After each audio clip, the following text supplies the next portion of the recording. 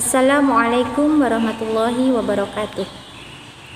Alhamdulillahirabbil alamin. Assalatu wassalamu ala asrofil anbiya'i wal mursalin sayyidina Muhammadin wa ala alihi washabbihi ajma'in, amma ba'd.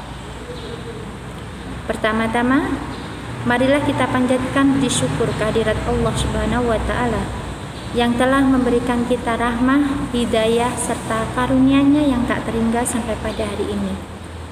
Masih memberikan kita keimanan, keislaman, dan bisa melaksanakan ibadah puasa Ramadan dengan penuh semangat. Semoga kita mendapatkan barokah dari puasa kita. Selain itu, tak lupa kita haturkan sholawat dan salam kepada junjungan kita Nabi besar Muhammad Sallallahu Alaihi Wasallam, kepada keluarganya, kepada para sahabat, tabi'in dan tabi'at, serta pengikutnya hingga yaumul akhir. Sudahkah bertilawah hari ini? Dan sudahkah ketika bertilawah menghadirkan hati? Iya.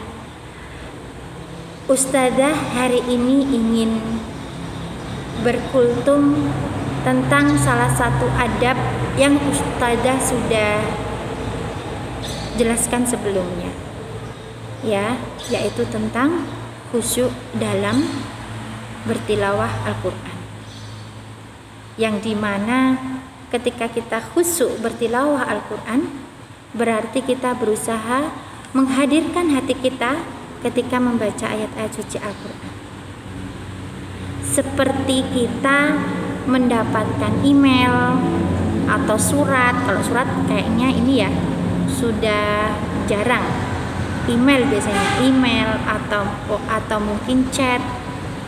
Pastinya ketika menchat itu ada kalimat-kalimat, ada kata-kata yang benar-benar kita perlu perhatikan. Kita perlu baca dengan sepenuh hati, sampai hati kita pun merasakan, entah itu kebahagiaan, entah itu nanti kesedihan, kabar gembira, itu akan muncul di situ. Ya, demikian pula ketika membaca ayat suci Al-Quran. Yang jelas ketika membaca ayat suci Al-Quran itu harus berkualitas. Ya, sebab kenapa?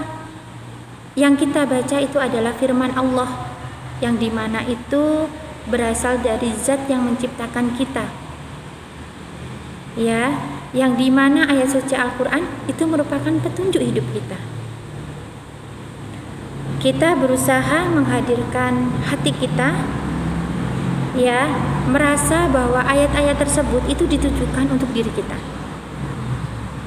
Jadi secara tidak langsung kita harus paham apa sih tujuan kita membaca ayat suci Al-Quran, ya, dimana tujuan kita membaca ayat suci Al-Quran itu adalah agar ayat-ayat tersebut kita hayati, kita pahami, kita tadaburi, kemudian kita pikirkan, serta selanjutnya kita amalkan. Dan supaya kita sebagai manusia yang berakal itu bisa mengambil pelajaran yang ada di dalam Al-Quran. Karena Al-Quran itu merupakan sumber hidayah dan sumber kebahagiaan.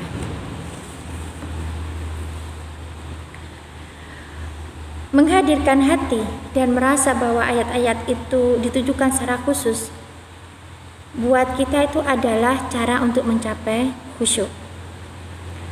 Dalam hadis riwayat Tobrani dan juga diriwayatkan oleh Abu Daud dan Ibnu Abi Syaibah, ya. Di sini Nabi Shallallahu Alaihi Wasallam ditanya, siapa yang lebih bagus suara tilawah Al-Qur'annya? Kemudian beliau bersabda, orang yang apabila kalian mendengar ia membaca Al-Qur'an, kalian lihat ia takut kepada Allah Azza wa Jalla.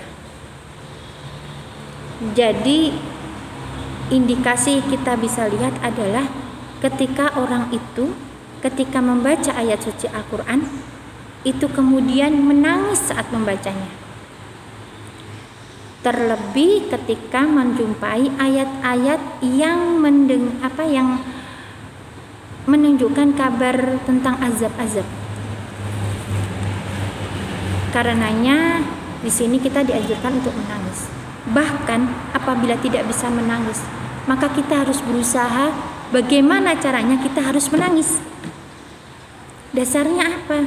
Ya, dasarnya adalah hadis riwayat Abu Iwanah. Ya, di sini hadis ini semakna dengan yang diriwayatkan oleh Hakim dan Ibnu Majah, yang artinya bacalah Al-Quran dan menangislah. Jika kalian tidak dapat menangis, maka tangis-tangiskanlah. Berusahalah untuk menangis. Oleh sebab itu, mari kita belajar untuk khusyuk dengan bertilawah, yaitu dengan memahami apa yang kita baca. Maka untuk paham,